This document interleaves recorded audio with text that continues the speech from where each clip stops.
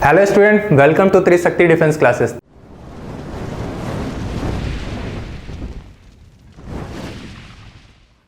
त्रिशक्ति defence classes में आपका स्वागत है। मैं अश्विनी कुमार आपसे बात कर रहा था किसके बारे में, सिमेट्रिक और स्क्यू सिमेट्रिक मैट्रिक्स के बारे में। आगे बढ़ते हैं। उस सेशन को आगे बढ़ाते हुए मैं आपसे कहा था कि मैं आपको एक क्वेश्चन देके गया था, एक स्क्यू सिमेट्रिक मैट्रिक्स है, उसके डायगोनल को आपको क्या प्रूफ करना था? 0 प्रूफ करना था। ठीक है, मानता हूं ये क्वेश्चंस आपके एग्जाम में नहीं आते हैं इस तरह के, लेकिन इस पे बेस ऑप्शनल क्वेश्चन आपको बन के मिल जाते हैं। कॉन्सेप्ट को रखना इंपॉर्टेंट है, कॉन्सेप्ट को मजबूत करना इंपॉर्टेंट है, उसकी थिंकिंग एबिलिटी को बढ़ाना इंपॉर्टेंट है। यूपीएससी ये नहीं जज करता है कि आपके पास कितनी डेप्थ नॉलेज है, आपको ये जज करता है जो आपके पास सिलेबस है, क्या उस सिलेबस का वास्ट ऑलरेडी इतना वास्ट है, क्या उस सिलेबस को आप अच्छे से पहचानते हो, अच्छे से जानते हो। उसमें आपको इतने सारे ऑप्शंस क्रिएट करके देता है, कंफ्यूजन क्रिएट करके देता है। डेफिनेटली आपको क्या करना होता है, उसमें एलिमिनेट करना होता है। That's the UPSC. ये यूपीएससी है, क्रैक करने का तरीका है। नाउ बात करते हैं, मैं क्वेश्चन आपको क्या दिया था? क्वेश्चन था कि एक एलिमेंट है, main diagonal of A skew symmetric matrix कितना होना है, 0 मेरे को प्रूफ करके देना था। मैं आपको कुछ हिंट दिया था कि मैट्रिक्स का ये ऐसी ऐसी चीजें हैं। ठीक है सर, ये बात मुझे समझ में आती है। अच्छा सर, ठीक है, अगर ऐसी बातें हैं तो सर ट्रांसपोज में तो आप ही बताए थे। क्या बताया था? कि ट्रांसपोज अगर आप करेंगे तो उसके डायगोनल्स के एलिमेंट चेंज नहीं होंगे, वो अपनी पोजीशन वहीं का वहीं रखेंगे। ओके सर, ये बात भी तो आप सही कहे थे। तो सर इससे क्या मतलब समझ में आया? इससे ये मतलब समझ में आया कि अगर मैं स्क्यू सिमेट्रिक मैट्रिक्स लिखता हूं, अगर मैं लिखता हूं एक स्क्यू सिमेट्रिक मैट्रिक्स और कहता हूं कि उसके जो एलिमेंट हैं, अगर मैं इसकी डेफिनेशन लिखूं, स्क्यू सिमेट्रिक मैट्रिक्स का अगर मैं डेफिनेशन लिखना चाहता हूं, मैं डेफिनेशन कैसे लिखना चाहता हूं? मैं कह रहा हूं कि एक आपके पास स्क्यू सिमेट्रिक मैट्रिक्स है। ए मैट्रिक्स ए मान लेते हैं, ये कौन सा है? Let's say skew symmetric matrix, skew symmetric matrix. ये मैट्रिक्स कौन सा है? स्क्यू सिमेट्रिक मैट्रिक्स है। ओके, नाउ अब मैं क्या चाहता हूं, इसका ए ट्रांसपोज निकाल दीजिए। ठीक है, मैं तो चाह रहा था क्या निकालने को? ए ट्रांसपोज निकालने को। जैसे ही मान लेते हैं सबसे पहले आप क्या करिए, एक मैट्रिक्स ए ले लीजिए, एक मैट्रिक्स ए ले लीजिए ऑफ ऑर्डर 3x3 का। छोटा सा एक एग्जांपल लेना चाहता हूं। 1 0 2 4 -2 8 7 4 2। ध्यान से देखो जरा, अगर मैं इसका ट्रांसपोज कर देता हूं, ये बस ऐसे ही बता रहा हूं, इसका मैं ट्रांसपोज कर लेता हूं, जल्दी जल्दी बताता हूं। क्यों? क्योंकि इससे मेरे को ज्यादा मतलब नहीं है। इसका देखो 1 0, ये कितना बन जाएगा? 2 बन जाएगा। क्या समझाना है वो देखो जरा, 2 और ये कितना बन जाएगा? 8 बन जाएगा। 7 4 और ये कितना? 2। यहां पे देखो जरा, इस वाले चीज को ध्यान से देखो,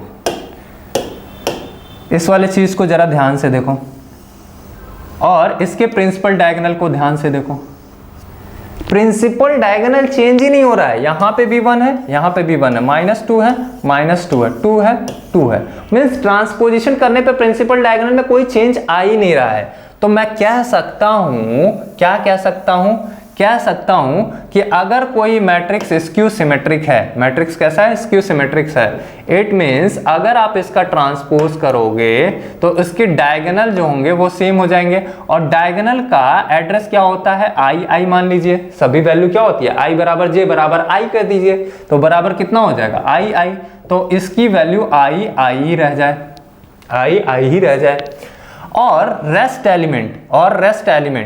एलिमेंट ट्रांसपोज के रेस्ट एलिमेंट, ये मैं लिख रहा हूं, ट्रांसपोज के बारे में लिख रहा हूं। ट्रांसपोज के रेस्ट एलिमेंट कौन सा है? ए आई जे, जो बराबर नहीं है। ये क्या बता रहा है? ये बता रहा है डायगोनल। ये क्या बता रहा है? डायगोनल एलिमेंट्स लिख देता हूं। ये क्या हो गए? डायगोनल एलिमेंट्स हो गए। ए आई जे अगर माइनस का ए आई जे बन जाए, माइनस का जे आई बन जाए, माइनस का कितना बन जाए? जे आई बन जाए। सर ये बात समझ में नहीं आई। देखो यहाँ पे छोटा सा और एग्जांपल लेता हूँ। क्या एक मैट्रिक्स है, इसका मैं ले लेता हूँ कितना? A11 एड्रेस ले लिया, A12 ले लिया, A13 ले लिया, A21 ले लिया, A22 ले लिया, A23 ले लेता हूँ, A2 3 ले लेता हूँ, ये कितना A2 3 हो गया, A3 1 ले लिया, A3 2 ले लिया, A3 3 ले लिया, है ना भाई। ऑर्डर कितना 3 क्रॉस 3 का। नाउ अब मैं इसका ट्रांसपोज करना चाहता हूँ, इसका मैं क्या करता हूँ ट्रांसपोज। सो A ट्रांसपोज देखिए जरा, मैं बस ऐसे ही छोटा सा एग्जांपल दे रहा हूँ, ठीक है। सो A ट्रांसपोज देखो, इसकी जगह पे तो क्या रहेगा A11 ही रहेगा। यहाँ देखो ये जो रो है वो कॉलम बन जाएगा, तो यहाँ पे क्या बन गया 1 2 आ गया। इसके एड्रेस को जरा मार्क आउट करो, ये कितना है 2 1 है, ये कितना हो गया 1 2। ओके, तो ये IJ है तो कितना बन गया JI बन गया, ये डेफिनेशन है। यहाँ पे देखो ये कितना बन जाएगा A13 हो गया, और ये कितना है 3 1 है, तो ये इसके क्या हो गया जस्ट उलट गया, ये I इधर चला गया, J इधर चला गया, J इधर I इधर। और ये क्यों नहीं चेंज हो रहा है, क्यों? क्योंकि ये प्रिंसिपल डायगोनल वाला एलिमेंट था A22 A33, ये बदलेगा ही नहीं, ये बदलेगा नहीं। तो डायगोनल एलिमेंट्स ये हो गए, और ऑफ डायगोनल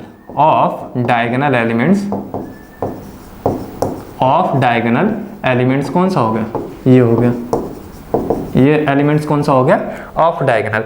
डायगोनल को छोड़ के बाकी जितने एलिमेंट हैं इसको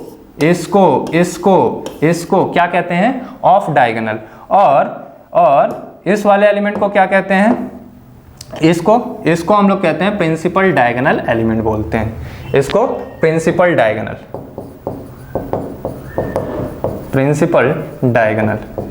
और ये कौन से होते हैं, ये होता है ऑफ डायगोनल।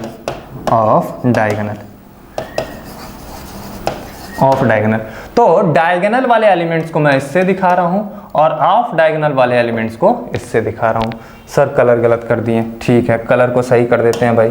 कलर कौन सा वाला था, रेड वाले से क्या था, इस वाले से कौन सा था, ये डायगोनल वाला एलिमेंट्स, ये वाला एलिमेंट्स, यहाँ देखो ये प्रिंसिपल डायगोनल, और इस वाले से कौन था, इस वाले से कौन था भाई, ये ऑफ डायगोनल, ये वाले। सो ऑफ डायगोनल का एड्रेस देखो चेंज हो रहा है, ऑफ डायगोनल का एड्रेस चेंज हो रहा है, इसी वजह से IJ JI लिख रहा हूँ। सो ऑफ डायगोनल का एलिमेंट्स क्या हो जा रहे हैं, चेंज हो जा रहे हैं, और उसके साथ क्या लग जा रहा है, नेगेटिव साइन लग जा रहा है, उसके साथ क्या लग रहा है, नेगेटिव साइन। अब देखो ये बात मुझे समझ में आई कि स्क्यू सिमेट्रिक मैट्रिक्स में ऐसी बातें हो रही हैं, यही मैथमेटिकल डेफिनेशन है स्क्यू सिमेट्रिक मैट्रिक्स का भी, स्क्यू सिमेट्रिक मैट्रिक्स का भी मैथमेटिकल डेफिनेशन यही है। सो ऑफ डायगोनल एलिमेंट्स क्या हो जाएगा, नेगेटिव हो गया। ठीक है सर, ये बात तो मैं समझ गया। अब एक बात बताइए, आप क्या कह रहे थे वो प्रूफ करिए।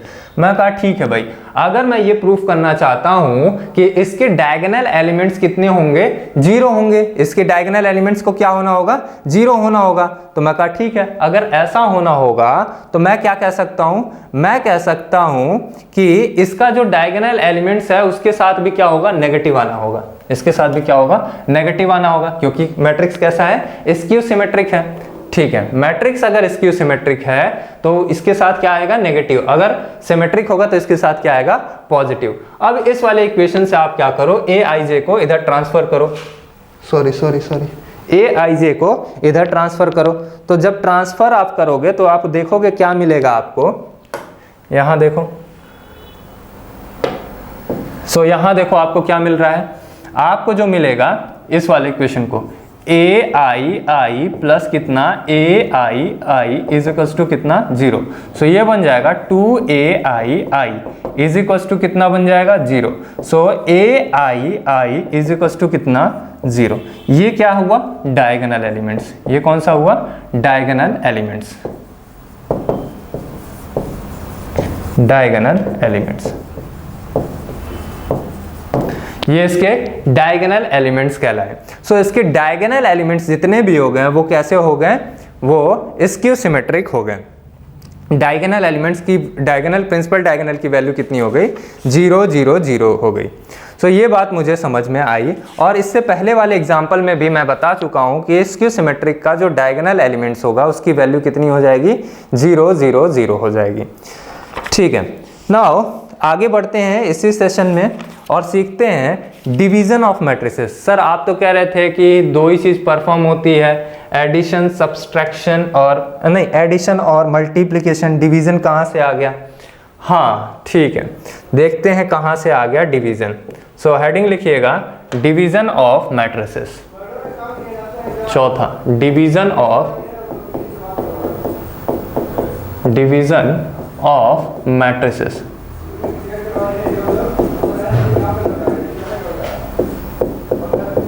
डिवीजन ऑफ मैट्रिसेस, दो मैट्रिक्स का क्या करना है आपको, डिवीजन परफॉर्म करना है। ठीक है, अगर आपको डिवीजन परफॉर्म करना है दो मैट्रिक्स का आपको अगर डिवीजन परफॉर्म करना है तो कैसे करेंगे। सो यहाँ ध्यान से देखो, मैं कहा था मल्टीप्लिकेशन और एडिशन ही होते हैं, डिवीजन विवीजन नहीं होता है। सो यहाँ पे देखो, मान लो आपके पास एक मैट्रिक्स ए है। कौन है, मैट्रिक्स ए है, मैट्रिक्स ए है। ठीक है, मान लेते हैं आपके पास एक मैट्रिक्स कौन सा है, ए।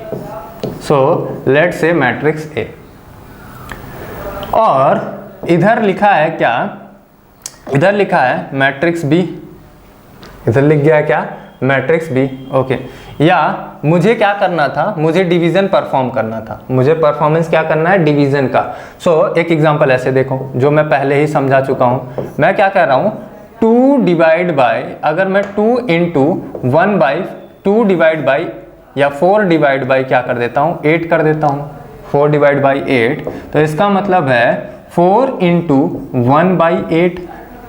एक्चुअल में ये जो डिवीजन था, ये डिवीजन कैसे टूट गया, ऐसे, ये क्या था, डिवीजन था, ये आपका डिवीजन था। और ये क्या है, मल्टीप्लिकेशन, ये हो गया मल्टीप्लिकेशन। ठीक है, ये आपका मल्टीप्लिकेशन हो गया। एक्चुअल में किए क्या आप, एक्चुअल में तो मल्टीप्लिकेशन ही कर रहे हो, लेकिन हो क्या रहा है, डिवीजन हो जा रहा है। एक्चुअल परफॉर्मेंस तो आपका मल्टीप्लिकेशन था, हो रहा था डिवीजन। ठीक है, ये बात मुझे समझ में आई। तो इसी तरह से हम लोग मैट्रिक्स में भी ऐसा ही करेंगे। कैसे है, जैसे अगर कोई दो मैट्रिक्स मिल गया आपको, कौन कौन सा, एग्जांपल देखिए कैसा। मान लीजिए एक मैट्रिक्स ए है और उसके साथ आप डिवाइड करना चाहते हो मैट्रिक्स बी। मैट्रिक्स बी का क्या करना चाहते हो, डिवीजन करना चाहते हो। So this is equals to matrix A into 1 by matrix B, और we can say that dit of multiplication of B inverse, ये ऊपर चला जाएगा तो कितना बन जाएगा, B इनवर्स बन जाएगा। तो इसी B इनवर्स को निकालने के लिए हम लोग डिवीजन सीखेंगे, हम लोग कुछ और टर्म सीखेंगे, जैसे एडजॉइंट मेथड सीखेंगे, एडजॉइंट मेथड, और भी एलिमेंट्री रो ट्रांसफॉर्मेशन मेथड के बारे में सीखेंगे। सो हेडिंग लिखिएगा, डिवीजन ऑफ मैट्रिसेस। हेडिंग लिखिए, division of matrices, division of matrices. So note करके एक बात लिखिएगा, नोट करके लिखिएगा, division is perform in matrices by multiplying the inverse of the matrix, inverse of the matrix। Matrix के inverse से आप मल्टीप्लाई कर देंगे तो वो डिवीजन खुद ब खुद परफॉर्म हो जाएगा। ऐसा नहीं है कि उसके लिए क्या करिए, डिवाइड करिए एक एक एलिमेंट को, नहीं, ऐसा नहीं है, आप इन्वर्स से मल्टीप्लाई कर दीजिए। तो कुल मुद्दा ये है हाउ टू फाइंड, क्वेश्चन ये आया, फिर बाद में बात ये समझ में आई, how to find inverse, how to find inverse. अब भाई इन्वर्स निकाले कैसे, इन्वर्स निकाले कैसे, ठीक है। अब इन्वर्स निकालने के आपके पास दो तरीके हैं, इन्वर्स निकालने के आपके पास दो तरीके हैं। सो हेडिंग लिखिए,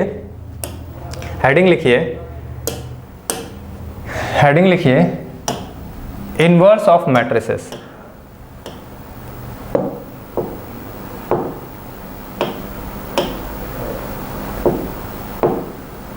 हेडिंग लिखिए, इन्वर्स ऑफ मैट्रिसेस। इन्वर्स हम लोग कितने तरीके से निकालते हैं। सो पहला हेडिंग लिखिए, इन्वर्स ऑफ मैट्रिसेस।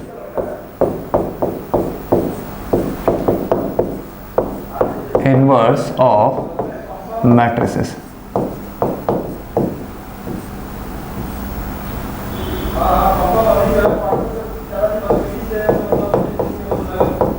मैट्रिक्स का इन्वर्स हम लोग निकालते कैसे?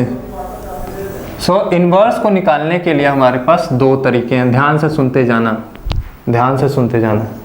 फर्स्ट, जिसको मैं पहला बोल रहा हूं, इसको मैं कहूंगा एलिमेंट्री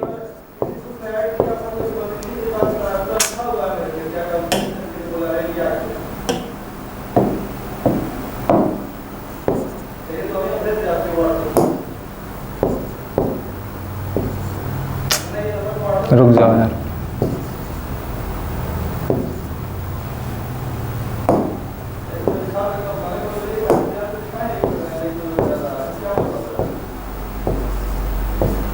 अरे क्या हो रहा है?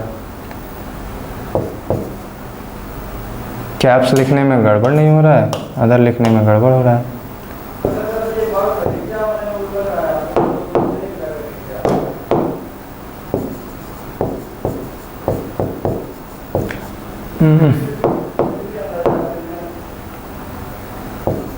एलिमेंट्री रो ट्रांसफॉर्मेशन,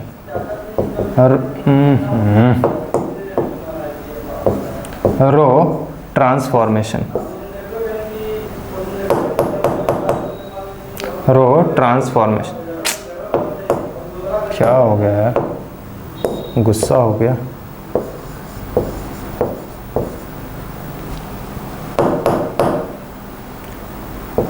इंक खत्म हो गई क्या? TRANSFORM,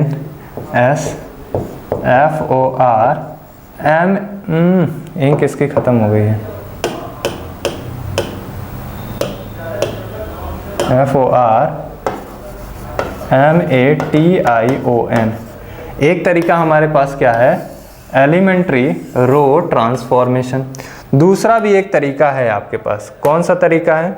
दूसरा भी एक तरीका है, इसको हम लोग लिखेंगे कौन सा? Adjoint method. दूसरा एक तरीका है जिसको हम लोग लिखेंगे एडजॉइंट मेथड। यहाँ पे लिखिएगा एडजॉइंट मेथड। दूसरा एक तरीका कौन सा है? एडजॉइंट मेथड का। ठीक है, यहाँ पे हम लोग एक तरीका लिखेंगे एडजॉइंट मेथड का। ठीक है, ये दो आपके पास तरीके नजर आए। कौन कौन सा? एक आपके पास एडजॉइंट मेथड, दूसरा आपके पास कौन सा? Elementary row transformation method. दो आपके पास तरीके नजर आए। ठीक है सर, ये बात समझ में आई। अब मेरे को समझाइए एलिमेंट्री रो ट्रांसफॉर्मेशन क्या होता है। हेडिंग लिखिए एलिमेंट्री रो ट्रांसफॉर्मेशन। हेडिंग क्या लिखिए? Elementary row transformation.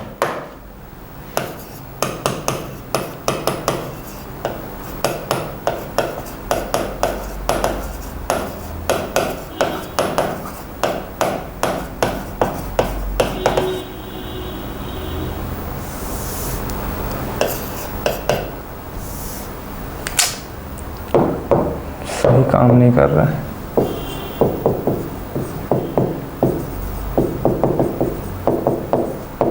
Elementary row transformation.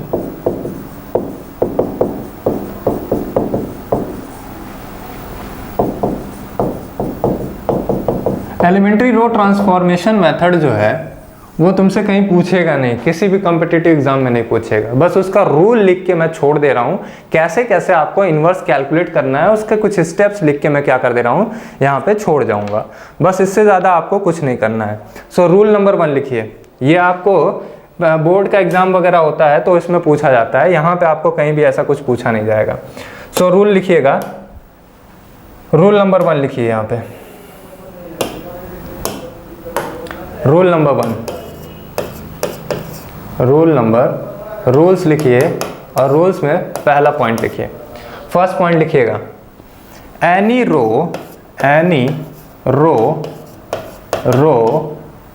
और या तो आपको रो लेना है या तो आपको कॉलम लेना है।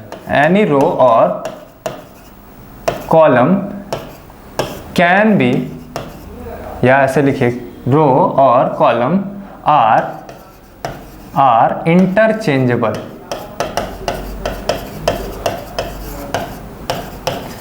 आप किसी भी रो और कॉलम को क्या कर सकते हो, एक दूसरे से रो और कॉलम को नहीं, अगर रो ले रहे हो तो रो से बदलोगे, कॉलम लोगे तो कॉलम से बदलोगे। ये नहीं कि रो लिया और कॉलम से बदल दिया, ना ना ना ना। रो लेना है तो रो से बदलिए, कॉलम लेंगे तो किससे बदलेंगे, कॉलम से। तो ध्यान रहे ये बात। और ऑपरेशन अगर रो में परफॉर्म कर रहे हैं तो पूरा ऑपरेशन रो में चलेगा, कॉलम में परफॉर्म कर रहे हैं तो पूरा ऑपरेशन कॉलम में परफॉर्म होगा। ठीक है, इस चीज का ध्यान रखना है। डिटर्मिनेंट में जाके कंफ्यूजन बहुत ज्यादा होता है कि क्या करें क्या ना करें। सो इसको मैं कह रहा हूं कि किसी भी रो को, कोई भी एक रो लो तो उसको रो से इंटरचेंज कर दो, या तो अगर आप कॉलम ले रहे हो तो कॉलम से क्या कर दो, इंटरचेंज कर दो। ये बात समझ में आई। तो इसी को मैं लिखता हूं, किसी भी रो को, मान लो आई को आप क्या कर सकते हैं, इंटरचेंज कर सकते हो किससे, जे के साथ। अगर आप कॉलम का ऑपरेशन कर रहे हो तो कॉलम आई का इंटरचेंजेबल है किसके साथ, जे के साथ। ये बात मुझे समझ में आई कि आई इंटरचेंज हो जाएगा जे के साथ और जे इंटरचेंज हो जाएगा किसके साथ, आई के साथ। तो ये इंटरचेंजेबल है। दूसरा लिखिए, किसी भी रो या किसी भी कॉलम में, किसी भी रो या किसी भी कॉलम में किसी स्केलर का मैट्रिक्स हर एक एलिमेंट के साथ आप मल्टीप्लाई कर सकते हैं। सो दूसरा आप लिखिएगा, दूसरा लिखिएगा, एनी स्केलर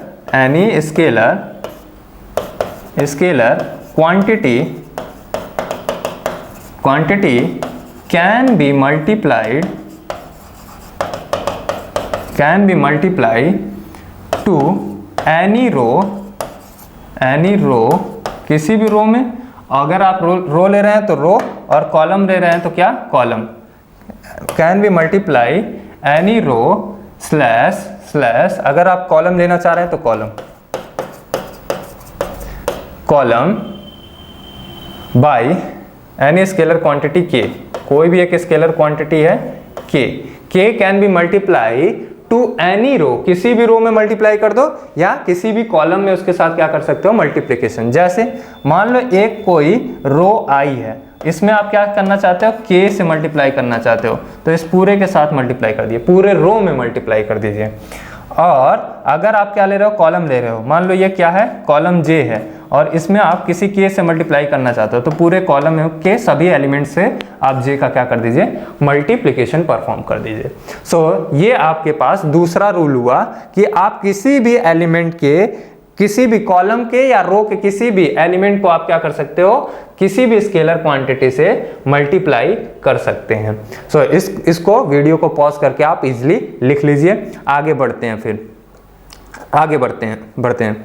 सो अगला देखिए, अगला एक रूल लिखिए, आप किसी भी रो को उठाइए, उसमें अगर किसी रो को ऐड करना है तो ऐड कर लीजिए, या स्केलर से मल्टीप्लिकेशन करके ऐड करना है तो स्केलर से मल्टीप्लिकेशन करके ऐड कर लीजिए। सो थर्ड लिखिएगा एनी रो और column is to be added और अगर सब्सट्रैक्ट करना है सब्सट्रैक्ट करिए, कोई दिक्कत नहीं है। सब्सट्रैक्ट करना है सब्सट्रैक्ट करिए, कोई दिक्कत नहीं है, क्योंकि सब्सट्रैक्शन होता नहीं है, नेगेटिव नंबर का क्या हो जाता है, एडिशन हो जाता है।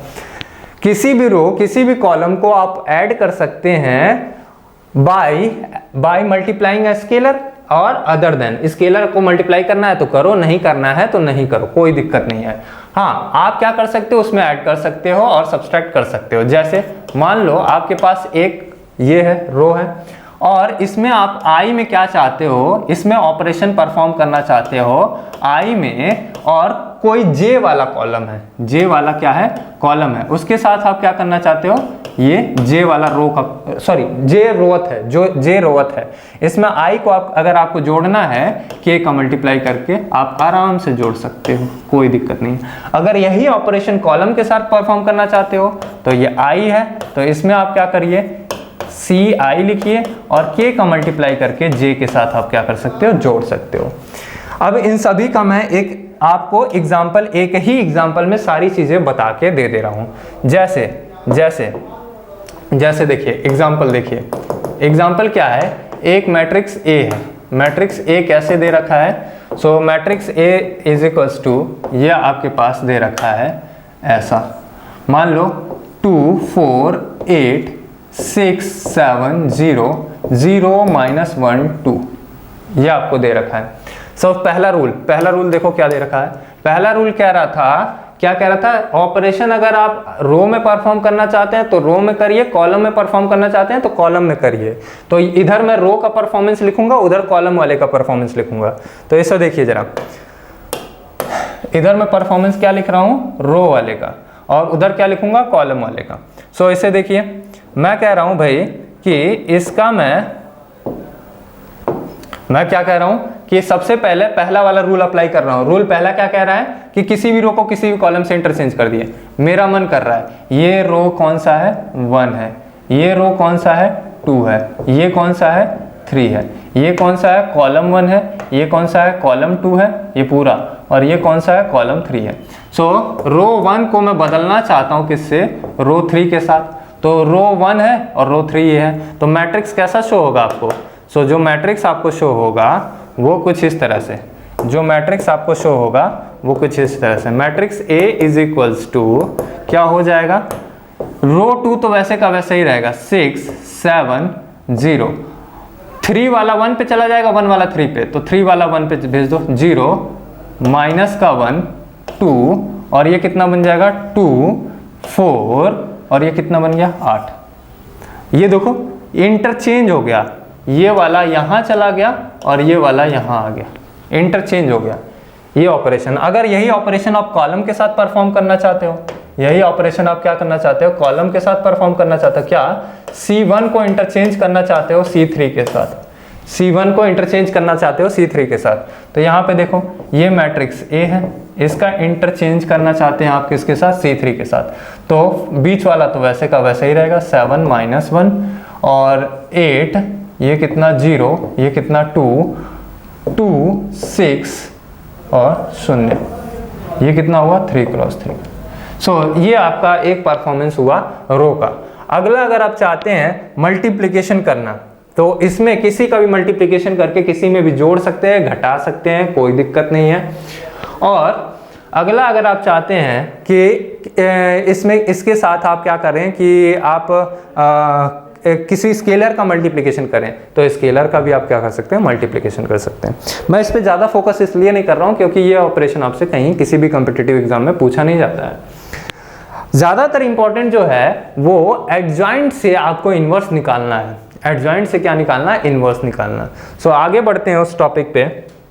लिखिएगा हेडिंग, सबसे पहले लिखिए हेडिंग लिखिए, ये इंपॉर्टेंट है, by adjoint method.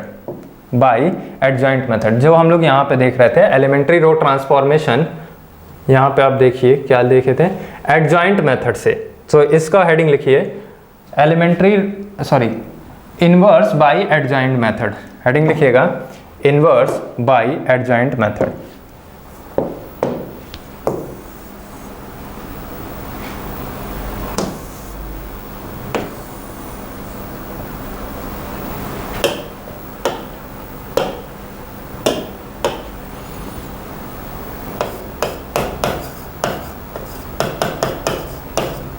Inverse by adjoint method.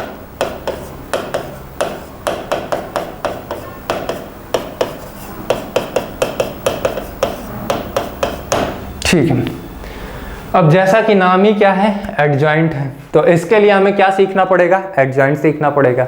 Adjoint के लिए आपको क्या करना पड़ेगा, पहले माइनर सीखना पड़ेगा, फिर कोफैक्टर सीखना पड़ेगा। तो आज हम लोग माइनर, कोफैक्टर और एडजॉइंट सीख के जाएंगे। सो हेडिंग लिखिए सबसे पहले, माइनर्स क्या होते हैं। हेडिंग लिखिए माइनर्स।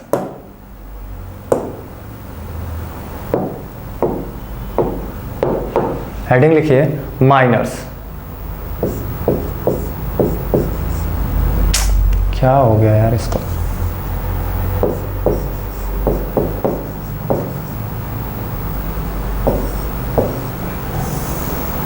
माइनर्स।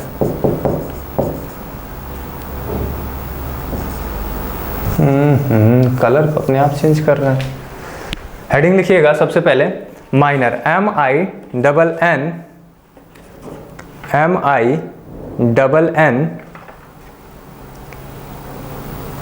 MINNORS, miners.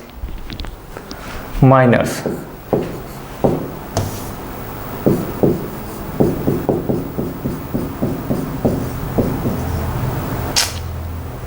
ठीक है, आप लोग समझ जाइएगा। माइनर्स, माइनर्स क्या होता है वो देखो। माइनर्स आप देखेंगे तो मान लो आपके पास एक मैट्रिक्स है, इसको हम लोग m से डिनोट करेंगे। हम लोग किससे? m से डिनोट करेंगे एलिमेंट को, mij लिखेंगे, mij लिखेंगे। सो मान लो आपके पास एक मैट्रिक्स A दे रखा है, ये मैट्रिक्स क्या दे रखा है? A दे रखा है, और इसकी कुछ वैल्यू है, लेट से A11, A11, A12, A13, इसकी क्या वैल्यू है? A21, A22, A23, A23, A31, A32, A33, A33, A33। Order क्या है इसका? 3x3। अगर कोई कहे इसका माइनर बताओ कितना होगा, माइनर बताओ कितना होगा, सो इसका माइनर देखो निकालते कैसे। सो मैं लिख रहा हूं minor of matrix A, minor of matrix A, minor of matrix A, matrix A का माइनर लिख रहा हूं। इसका अगर मैं माइनर लिखना चाहता हूं तो इसका माइनर लिखने के लिए आपको क्या करना होगा? एक छोटी सी और बात करते हैं, इससे भी एक छोटा सा मैट्रिक्स अभी लेते हैं, उसके बाद बात करते हैं। अगर मैं इसका माइनर लिखना चाहता हूं, अगर मैं इसका माइनर लिखना चाहता हूं, कौन सा? A11, A12, A21, A22, अगर मैं इसका माइनर लिखना चाहता हूं तो आप सबसे पहले एक काम करिए, इस रो को और इस कॉलम, इस रो को और इस कॉलम को क्या कर दीजिए? डिलीट कर दीजिए। तो आपके पास बचा क्या? ये वाली टर्म A22, तो यहां पे आप क्या लिख लीजिए? A22। तो ये आ गया माइनर ऑफ A, ये क्या आ गया? माइनर। ध्यान से समझना इसे, माइनर ऑफ A का माइनर, ये निकल के आया। नाउ अगर आप क्या चाहते हो, आप चाहते हो इस वाले एलिमेंट का माइनर लिखना, यहाँ वाले एलिमेंट का क्या लिखना? माइनर लिखना। तो एक काम करो, इस वाले एड्रेस पे जाओ,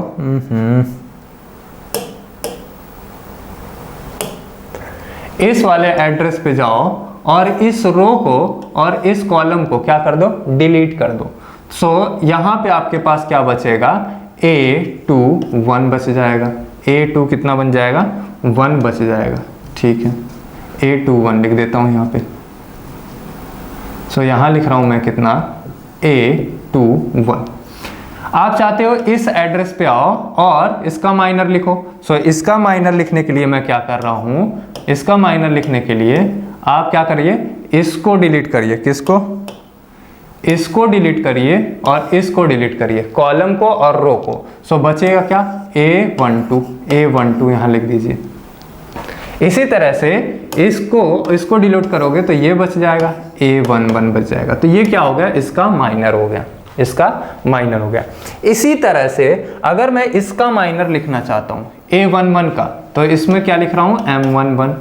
तो मैं क्या करूंगा? इसको डिलीट करूंगा, इसको डिलीट करूंगा और इसका डिटर्मिनेंट कैलकुलेट कर लूंगा। डिटर्मिनेंट, अब ये डिटर्मिनेंट क्या होता है बात करेंगे अभी। तो यहाँ पे मैं लिख रहा हूँ M11 और यहाँ पे क्या लिख रहा हूँ? अभी सारी बातें करेंगे। M12, M13 है ना, माइनर लिख रहा हूँ इसके अंदर। इसके अंदर क्या आएगा? माइनर ही आएगा। अभी कैसे बनेगा माइनर वो बात करेंगे। यहाँ पे बन जाएगा M21, M22, M23। यहाँ पे कितना? M31, M32, M33। सो यहाँ पे देखो आप, माइनर क्या बन रहा है? माइनर निकालेंगे कैसे इसका? चलिए तो माइनर निकालते हैं हम लोग कैसे हैं, यहाँ देखिए। तो आपके पास एक मैट्रिक्स A दे रखा था और मैट्रिक्स A में आपको क्या दे रखा था? A11, A12, A13। और यहाँ पे क्या दे रखा था? A21, A22, A23। यहाँ पे क्या दे रखा था? A31, A32, A33। ऑर्डर कितना है? 3x3। इसका माइनर निकालने के लिए मैं क्या कर रहा हूँ? तो मुझे चाहिए M11, तो इसके लिए A11 लिख रहा हूँ और उसके बाद इसको डिलीट, इसको डिलीट। तो बचा कौन? ये बचा। तो यहाँ पे लिख रहा हूँ A22, A32 और यहाँ पे कितना A23 और यहाँ पे कितना A33। इसका आप क्या कर दीजिए मल्टीप्लाई A11 और इसका डिटर्मिनेंट कैलकुलेट करिए। डिटर्मिनेंट का क्या मतलब, इसका गुणा करिए किसके साथ, इसका गुणा करिए इसके साथ, तो ये बन गया आप क्या A22 माइनस इसका गुणा करिए इसके साथ कितना गुणा तो किए ही नहीं, A22 इंटू कितना A33 माइनस इसके साथ करेंगे तो कितना बन जाएगा A23 इंटू कितना A32। इसी तरह से अगर आपको माइनर पूछा जाए किसका, मान लीजिए आपसे पूछा जाए 32 का माइनर पूछा जाए, तो आपको क्या करना है, कुछ नहीं, सिंपल। देखो भैया A32 का आपको माइनर चाहिए ना, A32 का आपको माइनर चाहिए ना, तो क्या करो, इस कॉलम को और इस रो को डिलीट करो। तो यहाँ पे क्या कर दिया, इसको डिलीट कर दिया और A32 को यहाँ लिख लो, A32 को यहाँ पे लिख लेंगे। और डिटर्मिनेंट में क्या बचा, कौन सी, ये वाली वैल्यू और ये वाली वैल्यू, तो यहाँ पे लिख लो A11 A21, यहाँ पे देखो कौन बचा A13, यहाँ पे कौन बचा A23 और यहाँ पे मैं डिटर्मिनेंट बना दिया बराबर। अब यहाँ पे देखो कितना आ गया A32 तो था ही पहले से ही, 32 तो भाई पहले से ही है, सो मैं लिख रहा हूँ कितना A32। अच्छा, इस डिटर्मिनेंट को कैलकुलेट कैसे करेंगे, इसके अंदर इसका गुणा करिए इसके साथ, तो ये बन गया आपके पास क्या A11 और इसके साथ क्या करिए A23 माइनस लगाइए, इसका गुणा करिए इसके साथ, तो ये कितना बन जाएगा A13 इंटू कितना A21। ये जो v वैल्यू आएगी ये आपका क्या आ जाएगा, minor of the matrix. Matrix का क्या होता है, माइनर। और ये जो आप कैलकुलेट किए हो, ये जो कैलकुलेशन था आपका, ये जो आपका कैलकुलेशन था, इसको मैं कहता हूं डिटर्मिनेंट। ये क्या हुआ, डिटर्मिनेंट की वैल्यू हुई। कैसे है, क्या है डिटर्मिनेंट, अभी बात करेंगे, घबराओ मत। सो अगले सेशन में मिलेंगे आपके साथ इस कॉन्सेप्ट को और भी आगे बढ़ाते हुए, और वहां पे बात करेंगे हम लोग कैसे एडजॉइंट कैलकुलेट करते हैं, कैसे ए इनवर्स की वैल्यू को कैलकुलेट करते हैं। तब तक के लिए thank you, thanks a lot. तब तक के लिए आप वीडियो को शेयर करिए, लाइक करिए, सब्सक्राइब करिए और बेल आइकन को दबाइए अगले में जानने के लिए हम लोग कैसे इनवर्स को कैलकुलेट करेंगे, शॉर्ट ट्रिक तरीका क्या है, ठीक है। सो वो सारी चीजें हम लोग यहाँ पे देखेंगे। Thank you, thanks a lot, have a nice day.